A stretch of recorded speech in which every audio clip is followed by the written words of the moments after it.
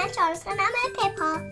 سلام بچه‌ها، ما اومدیم می‌خوایم باهاتون امروز پپا رو درست کنیم. I Peppa Pig. This is my little brother John. And this is the mommy pig and this is Daddy pig. Daddy pig. Peppa Pig. Go!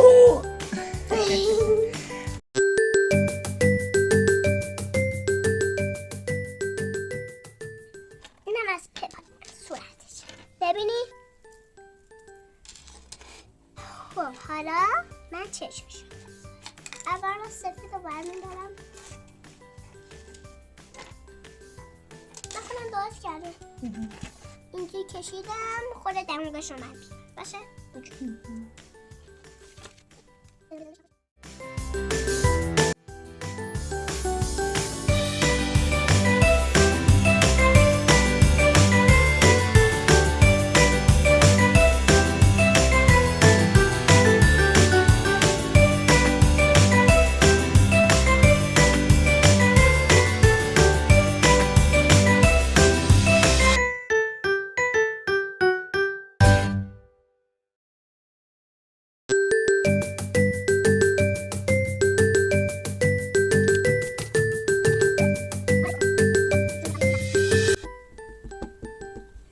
چش نداده این رو پپای من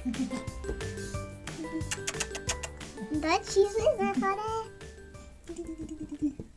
ماما که هم فقط تو کارده، ماما که همش تو کارده. چشمشو باید درست کردیم. آره اونم با وزکی شد. من برای تو مشکل گذاشتم نشه.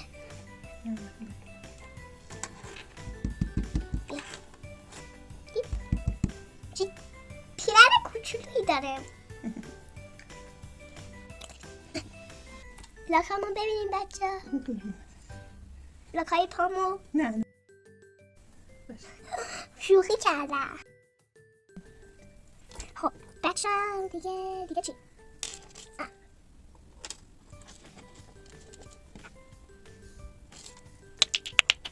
صورت این دوباره میاد. دستاش برخواه. دستاش صورت انگاش ندارم. دستاش شده بلنده. شاخونو یه ذره دیگه.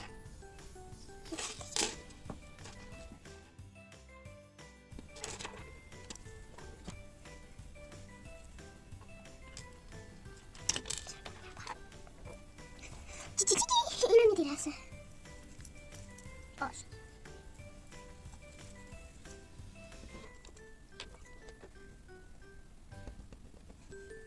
اینو میدی رسه ببخشید نخونه بنجام.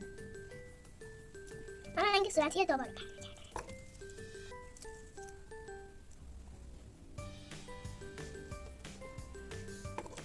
اینو بذارم رو باش.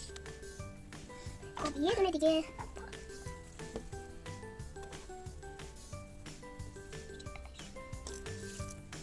خب حالا دوباره صورتیمو میاد.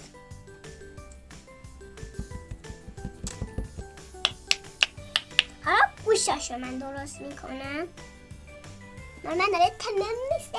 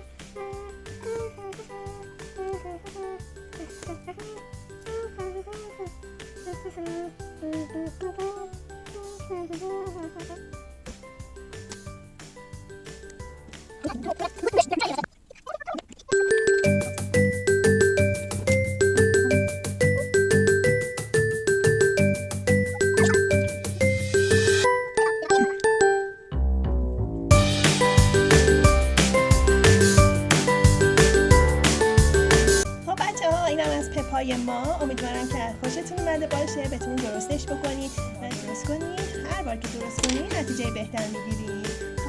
خداحافظ.